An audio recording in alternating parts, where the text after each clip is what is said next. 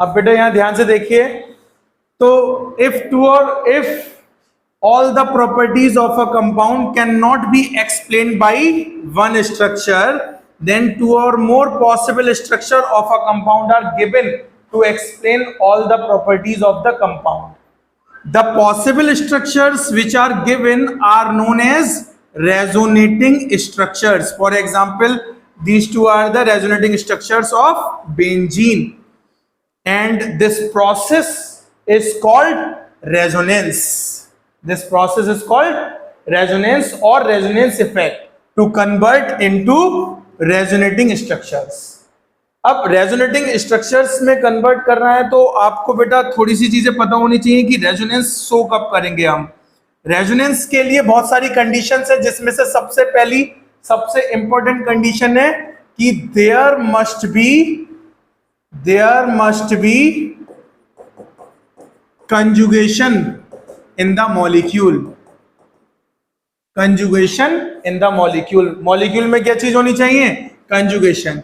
Conjugation क्या होता है? जब किसी मॉलिक्यूल में double bond, single bond, double bond alternate positions पर होते हैं। जैसे मैं यहां पर एक मॉलिक्यूल दिखा रहा हूं, डबल सिंगल डबल, इट में बी डबल सिंगल बॉन्ड, और यहां पर कोई ऐसा एटम हो जिसके पास क्या हो? Lone pair of electrons present हो। Double single lone pair, double single triple bond हो, डबल सिंगल ट्रिपल, तो इस प्रोसेस को हम कहते हैं कंजुगेशन। इस प्रोसेस को हम क्या कहते हैं? कंजुगेशन। तो जब डबल बॉन्ड या डबल बॉन्ड लोन पेयर या double bond triple bond alternate position पर होते हैं, तब इसमें एक प्रोसेस होती है जिसको हम कहते हैं डीलोकलाइजेशन। डीलोकलाइजेशन क्या होता है? तो ये भी मैंने आपको बताया था, फिर से मैं एक बार बता दे रहा हूं, व्हाट इज डीलोकलाइजेशन। जब अगर मैं बात कर रहा हूं एटॉमिक ऑर्बिटल्स की, कोवेलेंट बॉन्ड बनता है ओवरलैपिंग ऑफ एटॉमिक ऑर्बिटल से। ओवरलैपिंग क्या होती है? जब एक एटॉमिक ऑर्बिटल दूसरी एटॉमिक ऑर्बिटल के ऊपर आ जाती है, तब इस प्रोसेस को ओवरलैपिंग कहते हैं। ओवरलैपिंग अगर एक्सिस पर होती है तो इसको कहते हैं लीनियर ओवरलैपिंग, और लीनियर ओवरलैपिंग से बनता है sigma bond, sigma covalent bond.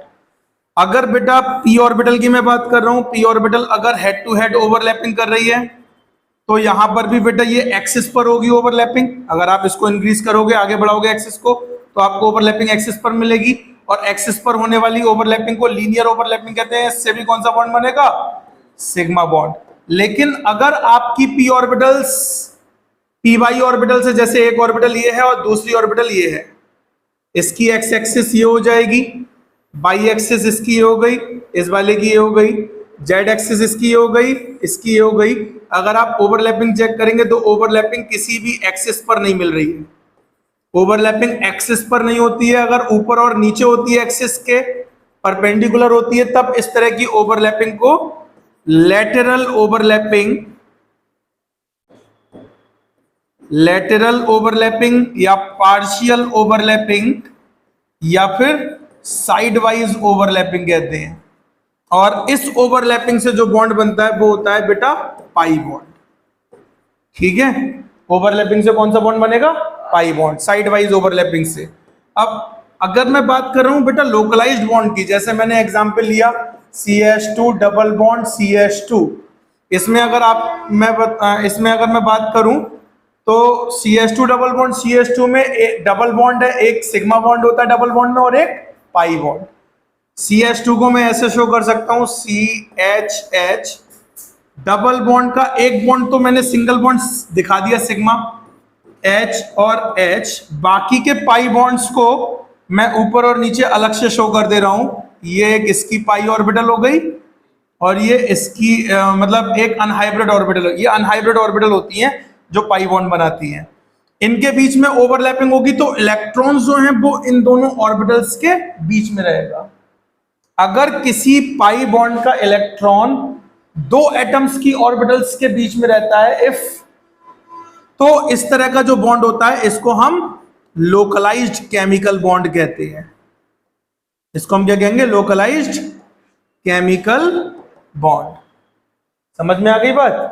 If electrons of a covalent bond remains in contact with the orbitals of only 2 atoms, केवल 2 एटम्स की ऑर्बिटल के ही कॉन्टेक्ट में रहे इलेक्ट्रॉन, 2 से ज्यादा ऑर्बिटल के कॉन्टेक्ट में नहीं जाए, तब इसको हम कहते हैं लोकलाइज्ड बॉन्ड। इसके अलावा बेटा डीलोकलाइज्ड क्या हो जाएगा? अगर मैं बात कर रहा हूं CH2 double bond CH single bond CH double bond CH2, इसका नाम होता है ब्यूटाडाइईन। तो ब्यूटाडाइईन में अगर मैं बात कर रहा हूं, आपको 4 कार्बन मिलेंगे, 1 2 3 एंड 4। इस कार्बन पर 2 हाइड्रोजन है, इस वाले पर 1 है, इस पर भी 1 है और इस पर भी 2 हाइड्रोजन है। इनके बीच में सिंगल बॉन्ड है तीनों के बीच में, और इन दोनों के बीच में डबल बॉन्ड है। तो फिर से मैं डबल बॉन्ड की ऑर्बिटल को इस तरह से शो कर दे रहा हूं। ये इस बॉन्ड, ये इन दोनों एटम के बीच का डबल बॉन्ड है, और इस वाले को मैं थोड़ा सा अलग कलर से शो कर रहा हूं जिससे आपको क्लियर हो जाए कि ये बॉन्ड इन दोनों के बीच में बना है। यहां पर पाई बॉन्ड इन दोनों के बीच में बना है और यहां पाई बॉन्ड इन दोनों के बीच में बना है। तो जब बेटा double bond single double alternate position पर होते हैं, तो इस बॉन्ड की जो पाई ऑर्बिटल है, जो अनहाइब्रिड ऑर्बिटल है, ये इस वाली अनहाइब्रिड ऑर्बिटल के कांटेक्ट में आ जाती है, टच हो जाती है, जिससे इलेक्ट्रॉन्स 2 एटम की ऑर्बिटल्स तक स्टेबल ना होके 2 से ज्यादा एटम्स तक, यहां से यहां तक पूरा मूवमेंट कर सकते हैं इलेक्ट्रॉन्स। और इलेक्ट्रॉन्स अगर 2 से ज्यादा ऑर्बिटल, 2 से ज्यादा एटम्स की ऑर्बिटल्स के कांटेक्ट में आ जाते हैं, तब इसको हम क्या कहते हैं? डीलोकलाइजेशन ऑफ पाई इलेक्ट्रॉन या pi bond. Delocalisation of pi electron, या आप पाई बॉन्ड भी बोल सकते हो, डीलोकलाइजेशन ऑफ पाई बॉन्ड। इतनी बात समझ में आ गई? अच्छा, इसको मैं एक तरह से एग्जाम्पल से भी समझा सकता हूं। जैसे अगर आपके पास 2 एटम्स हैं, सपोज दैट ये दोनों एटम्स हो गए सेंटर वाले, यहां पर आप मान लीजिए इन पेन के सेंटर पे एटम है, और ये दोनों इनकी पाई, और ये दोनों इनकी अनहाइब्रिड ऑर्बिटल है, अनहाइब्रिड पी ऑर्बिटल इसकी, अनहाइब्रिड ऑर्बिटल इसकी। इन दोनों के बीच में एक क्या बन गया? लेटरल ओवरलैपिंग से पाई बॉन्ड। ऐसे ही ये भी 2 आप मान लीजिए, ये भी 2 पेन, ये भी 2 कार्बन है, सेंटर में कार्बन है, और इन दोनों के बीच में भी क्या हो रही है? लेटरल ओवरलैपिंग, जिससे क्या बन रहा है? Pi bond. अब ये CH2 जो ये वाला जो डबल बॉन्ड है और ये वाला डबल बॉन्ड है, ये दोनों कार्बन किससे जुड़ा है? सिंगल बॉन्ड से। यानी इसका ये वाला कार्बन और इसका ये वाला कार्बन कौन से बॉन्ड से जुड़ेगा? Single bond. अगर इनको हम जोड़ेंगे तो इनकी ऑर्बिटल्स जो हैं वो आपस में एक दूसरे के कांटेक्ट में आ जाएंगी। इनकी जो ऑर्बिटल्स हैं वो आपस में चारों एक दूसरे के कांटेक्ट में आ जाएंगी, और चारों एक दूसरे के कांटेक्ट में आ जाएंगी तो इलेक्ट्रॉन्स 2 ऑर्बिटल्स तक स्टेबल नहीं रहेगा। उसको जब जगह मिल रही है बाहर जाने की, तो वो आगे तक घूम के आएगा, पूरे जहां तक ऑर्बिटल्स में उसको जाने की जगह मिलेगी। तो इस तरह से इलेक्ट्रॉन 2 एटम्स की ऑर्बिटल तक स्टेबल न रह के 2 से ज्यादा एटम्स की ऑर्बिटल के कांटेक्ट में आ जाता है, जिसको हम क्या कहते हैं? डीलोकलाइजेशन। ठीक है, बात समझ में आ गई? आगे देखिए अब बेटा, मैं इसके बाद बात कर रहा हूं रेजोनेंस की। अब रेजोनेंस के लिए सबसे पहली कंडीशन जो मैंने आपको बताई थी, which is very important, that is there must be conjugation. Conjugation होना चाहिए मॉलिक्यूल में। जैसे बेंजीन देखिए आप, मैंने अभी बेंजीन की बात की थी, आप चेक करिए, double single double single double single alternate position पर है, कंजुगेशन हो रहा है, तो आप इसमें रेजोनेंस शो कर सकते हो। अगर मैं बेटा इसकी जगह एक और मॉलिक्यूल दिखा रहा हूं, ऑक्सीजन, इस पे loan pair, double bond double bond, आप इसमें भी चेक करिए, single bond double bond single bond, lone pair, single bond double bond single bond, double bond single bond, lone pair, alternate position पर आ रहे हैं।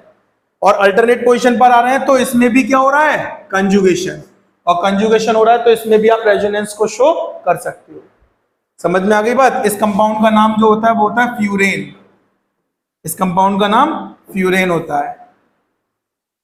दूसरी कंडीशन जो है वो है कि बेटा resonance is the process of delocalisation, delocalisation of pi electron and lone pair. इसमें केवल डीलोकलाइजेशन होता है रेजोनेंस में, किसका? पाई इलेक्ट्रॉन्स का या फिर लोन पेयर का। इन दोनों के अलावा इसमें और कुछ भी नहीं होगा। तो delocalisation of pi electron and lone pair in the resonance. तीसरी जो कंडीशन है वो ये है कि एटम्स मस्ट बी कोप्लेनर।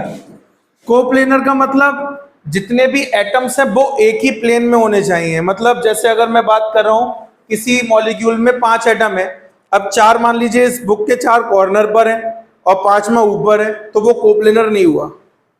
5 के 5 एक ही प्लेन में होने चाहिए थे, तभी आप कंजुगेशन को शो कर सकते हो, रेजोनेंस को शो कर सकते हो। जैसे अब बेंजीन है तो इसमें 6 के 6 एटम्स एक ही प्लेन में होते हैं। ऐसा नहीं होता कि एक ऊपर एक नीचे इधर इधर, इस तरह से नहीं होते, सारे के सारे एक ही प्लेन में होते हैं। तभी आप इसमें क्या चीज शो कर सकते हो? Resonance. Atom must be coplanar. चौथी कंडीशन जो होती है वो होती है कि the number of the position of atoms remains same in all resonating structures। सभी रेजोनेटिंग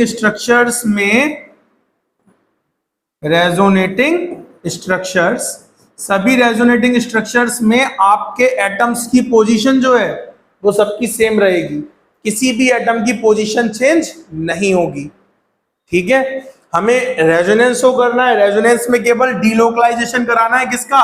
पाई इलेक्ट्रॉन का और लोन पेयर का। एटम्स की पोजीशन से कोई लेना देना नहीं, जहां जो एटम है उसको वहीं छोड़ देंगे हम, एटम से कोई लेना देना नहीं होगा। 5वीं कंडीशन है कि total lone pair plus pi bond या पाई इलेक्ट्रॉन पेयर कह सकते हो, या पाई बॉन्ड कह दो आप सीधे सीधे। Total lone pair and pi bond remain same in all structures. जितने भी रेजोनेटिंग स्ट्रक्चर्स हैं उन सब में आपके टोटल लोन पेयर और पाई बॉन्ड का जो सम होगा वो हमेशा सेम रहेगा, वो किसी में भी चेंज नहीं होगा। छठी कंडीशन है कि a double head arrow is used between the resonating structures। For example अगर बेंजीन के हम दोनों स्ट्रक्चर्स की बात करेंगे तो बेंजीन के दोनों स्ट्रक्चर्स के बीच में इस तरह से आप डबल हेडेड एरो को यूज करेंगे, जो ये बताता है कि this structure can be converted into this and this structure can be converted into this by delocalisation of electron. And the last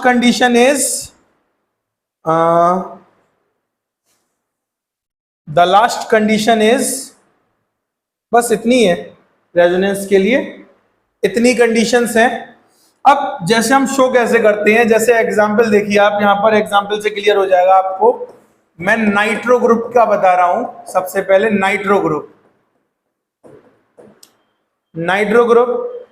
group में बेटा जैसे मैं एक एल्काइल ग्रुप ले रहा हूं। एल्काइल ग्रुप अगर नाइट्रो से जुड़ा हुआ है, ऑक्सीजन डबल बॉन्ड O, इस ऑक्सीजन पे 2 लोन पेयर होंगे, इस वाले पर 3 लोन पेयर होंगे, माइनस चार्ज प्लस चार्ज। ये नाइट्रो ग्रुप का स्ट्रक्चर है। कैसे बनता है ये चीज भी समझना बहुत जरूरी है। एल्काइल का मतलब होता है बेटा CH3 जैसे। अगर मैं CH3 ले रहा हूं तो CH3 का मतलब यही तो हुआ बेटा, कार्बन के पास 4 इलेक्ट्रॉन होते हैं, एक इलेक्ट्रॉन की शेयरिंग यहां करी होगी, यहां नाइट्रोजन जुड़ा होगा, बाकी सब पे क्या जुड़ा होगा? हाइड्रोजन। तो इस वाले बॉन्ड को तो मैं छोड़ दे रहा हूं, यहां 1 इलेक्ट्रॉन की शेयरिंग होगी, ये बात आपको याद रखनी है। इस नाइट्रोजन और R के बीच में 1 इलेक्ट्रॉन की शेयरिंग हो रही है। अब आप जरा देखिए ये स्ट्रक्चर बना कैसे। आपको पता है atomic number of nitrogen is 7 2,5, atomic number oxygen is 8 2,6। Oxygen के बैलेंस सेल में कितने इलेक्ट्रॉन्स हैं? 6। नाइट्रोजन के बैलेंस सेल में 5। अब अगर बेटा मैं यहां पर नाइट्रोजन एटम को शो कर रहा हूं, इसके पास 5 इलेक्ट्रॉन्स हैं, 1 2 3 4 एंड 5। ठीक है, इसके अलावा एक एल्काइल ग्रुप होगा जो एक इलेक्ट्रॉन की शेयरिंग यहां पर कर रहा होगा, बाकी का कुछ भी कर रहा हो उससे मतलब नहीं है। और इसके अलावा दो ऑक्सीजन एटम है। ऑक्सीजन एटम के पास 6 इलेक्ट्रॉन्स होते हैं, 1 2 3 4 5 6। 1 2 3 4 5 5 6।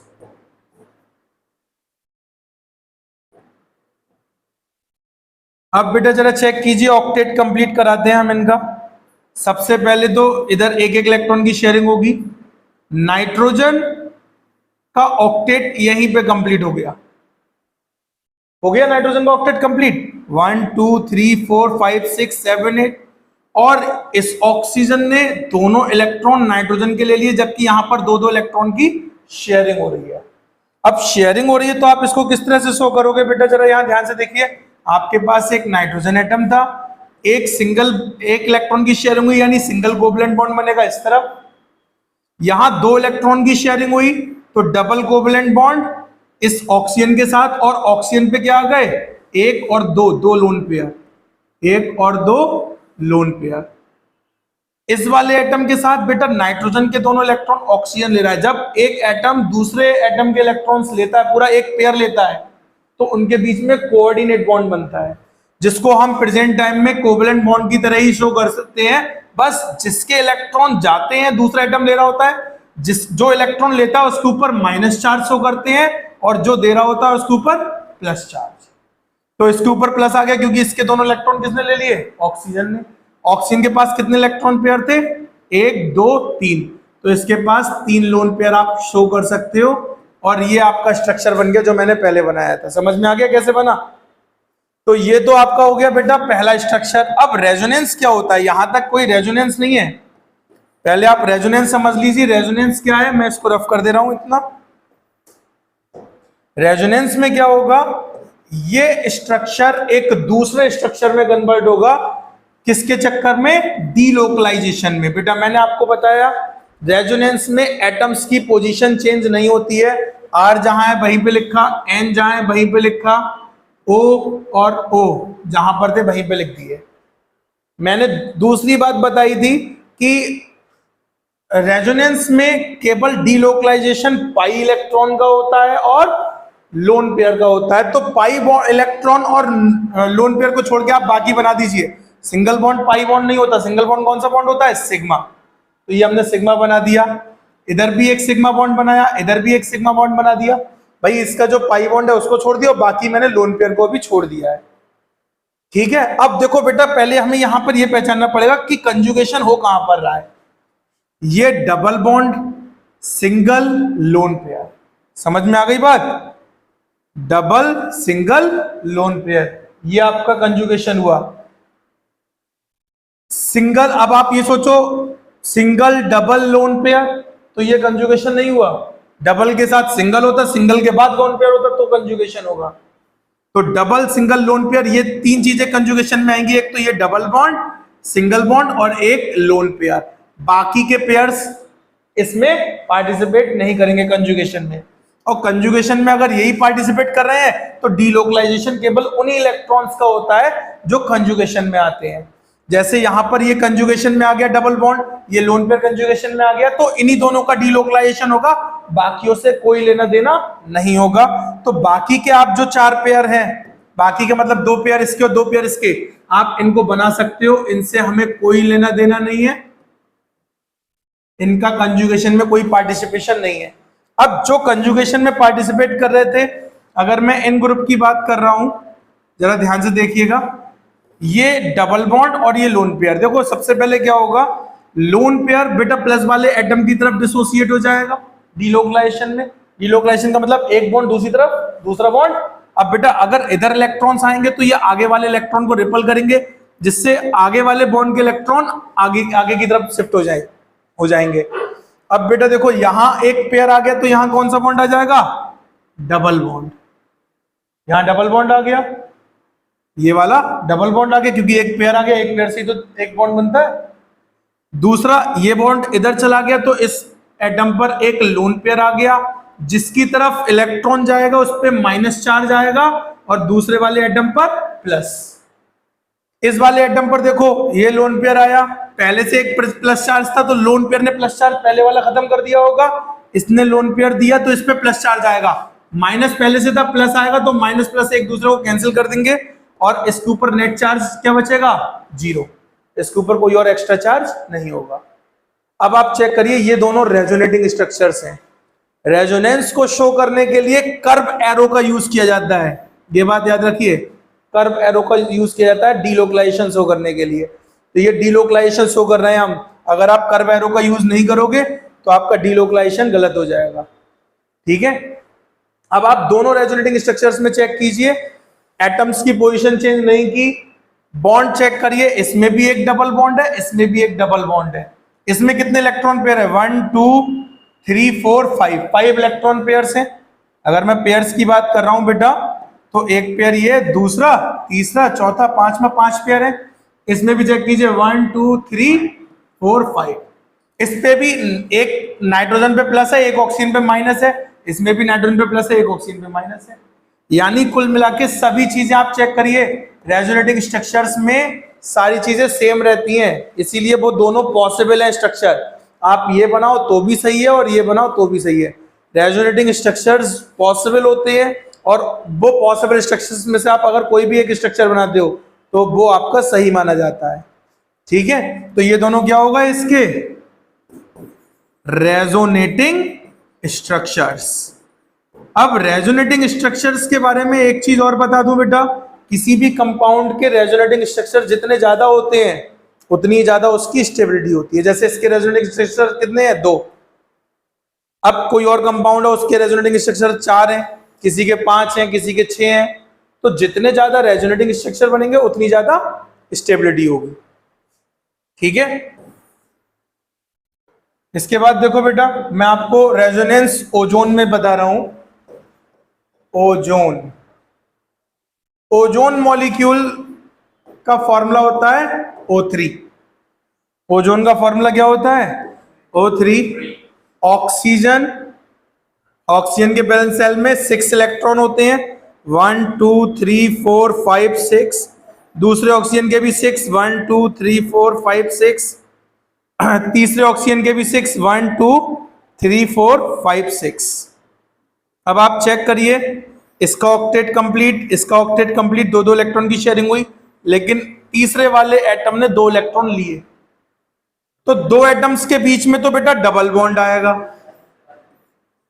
और तीसरे वाले के बीच में बेटा इसने लिए तो इस वाले पर माइनस और इस वाले पर प्लस। इस पे क्या बचा बेटा, एक लोन पेयर, हमने यहां पर शो कर दिया। इस वाले पर 2 लोन पेयर, यहां पर शो कर दिए।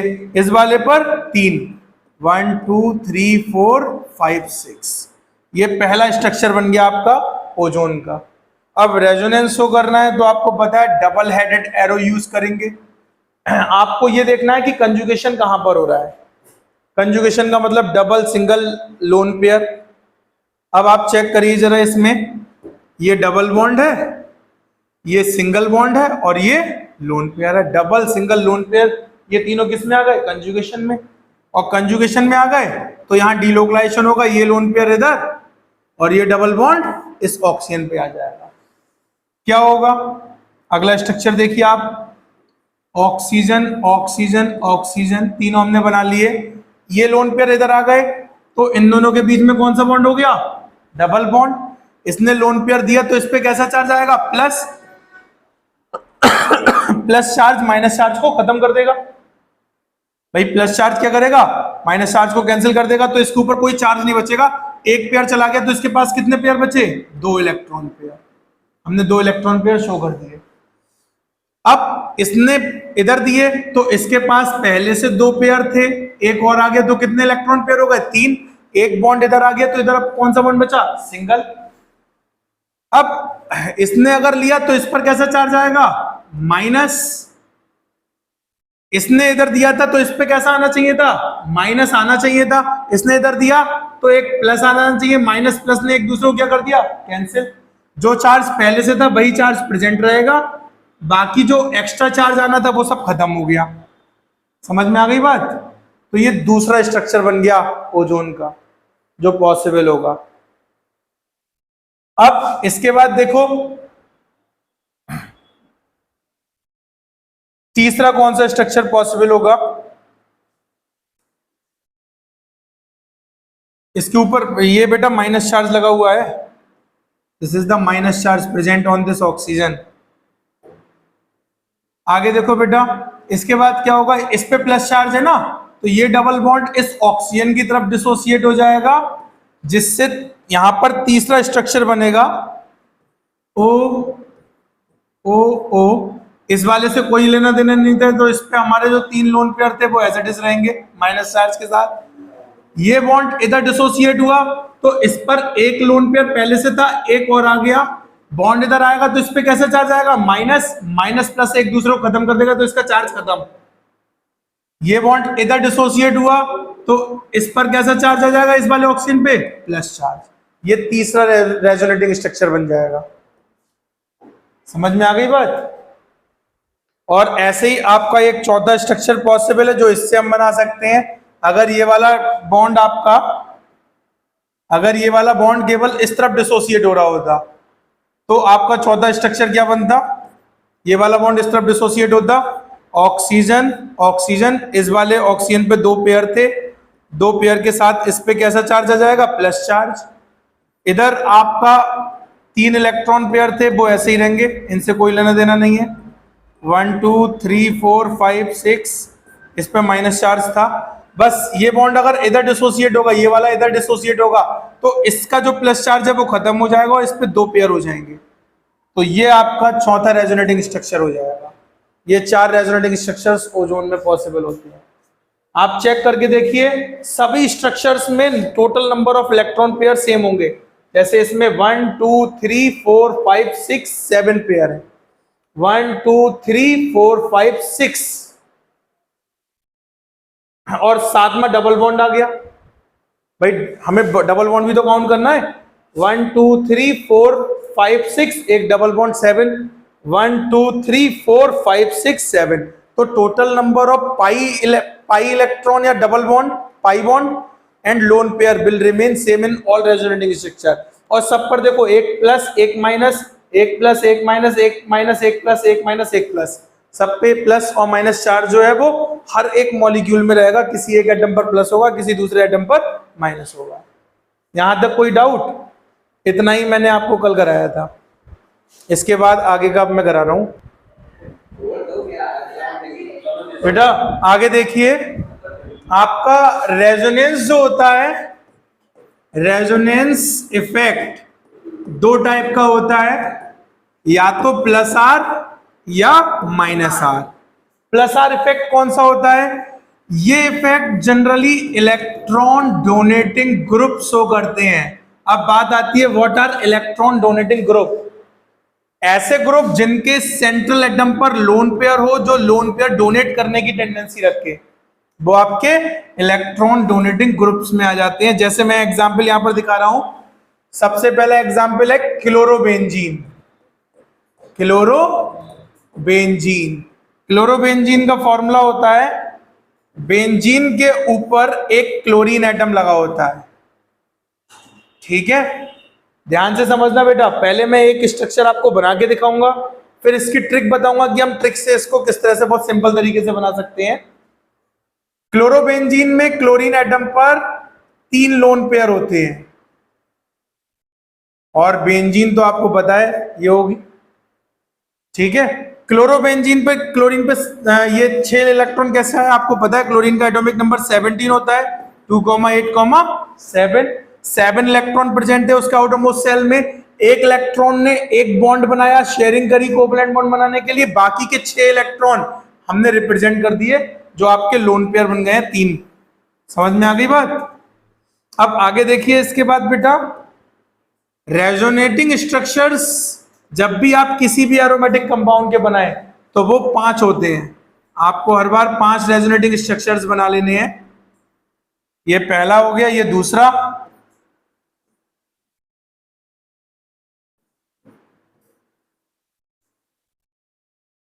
ये तीसरा हो गया,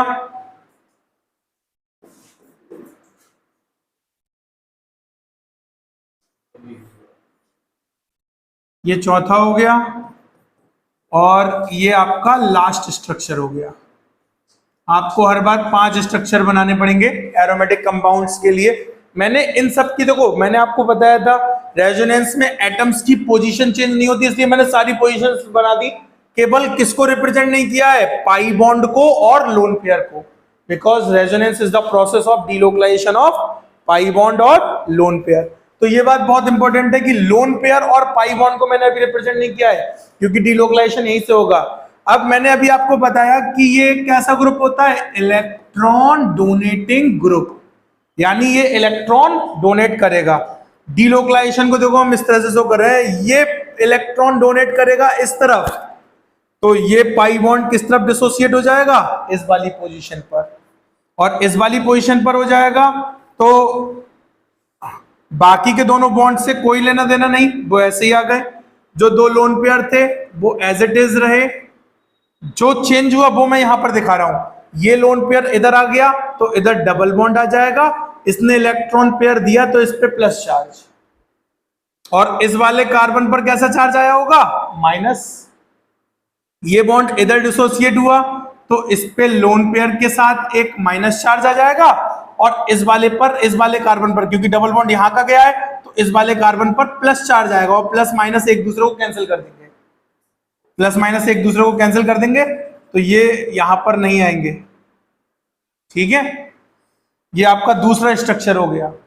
अब तीसरे स्ट्रक्चर के लिए देखो क्या करना है, ये लोन पेयर आगे डीलोकलाइज्ड हो जाएगा, ये बॉन्ड इस तरफ डिसोसिएट होगा, इस तरफ आपका लोन पेयर के संग माइनस चार्ज आ जाएगा, ये बॉन्ड इधर आ गया तो इधर डबल बॉन्ड आ गया। बाकी के बॉन्ड्स और जो बचे हुए थे उनको मैंने एज इट इज नोट कर दिया। ये था, यहां डबल बॉन्ड था, इस पे प्लस चार्ज था, और दो लोन पेयर थे।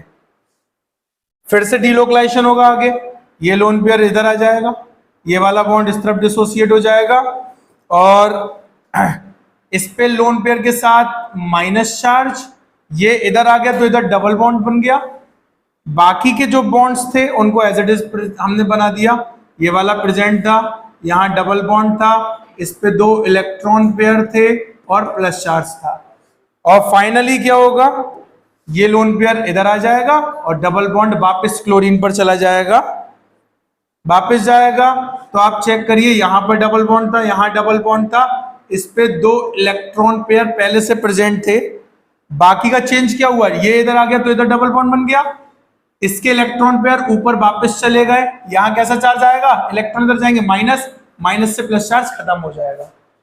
तो ये आपके 5 रेजोनेटिंग स्ट्रक्चर्स बन गए, किसके, क्लोरोबेंजीन के, रेजोनेटिंग स्ट्रक्चर्स ऑफ क्लोरोबेंजीन। की मांगे मैं पूरी करता हूँ, मेरी एक ही तो मांग रहती है कि सब्सक्राइब कर दो चैनल को। तो जिसने भी चैनल को सब्सक्राइब किया है उसको जय हिंद, जय भारत, और दिल से